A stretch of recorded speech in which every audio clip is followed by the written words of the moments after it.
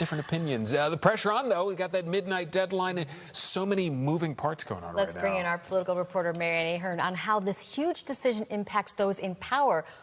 What if the Bears do leave Illinois? Right, because we're not just talking about a year or two. The Bears are looking for a 30 to 40-year lease. Indiana agreed to the financial framework for the Bears in record speed. As opposed to the Bears, 3 years now, Illinois, that is, they've postponed any action. Hammond Mayor Tom McDermott says, quote, the fact that Hammond continues to be mentioned in nearly every discussion shows Indiana remains a very credible alternative if Springfield cannot get a deal done before adjournment tonight. The Hammond site is just across the border, blocks from the southeast side.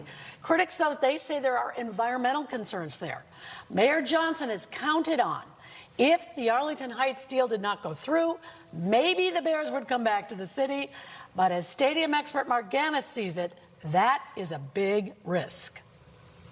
I think the state's going to pay a big price for that, because one of the reasons why the mega projects bill made sense, put aside the Bears, was because the state needs economic development tools, which it does not have as it competes to either retain or attract new businesses, major businesses in the state. This is a major defeat for Governor Pritzker and his effort to bring more businesses and employment into Illinois.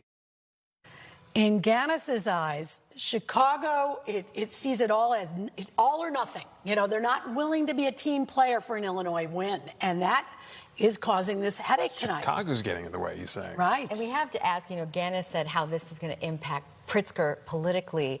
What could Pritzker have done differently? Well, initially, the governor said he wouldn't give taxpayer dollars to billionaires. But that all changed once Indiana raised its hand 6 months ago. And we spoke tonight to Pete Giangreco, who is a political strategist. 75% of Chicagoans want the Bears to stay. 75% of Chicagoans also don't want substantial taxpayer money going to it. So that's the bottom line here. There's no political will because, honestly, do we want the Bears? Yes. Do we want to fork over hundreds of millions of dollars? No way.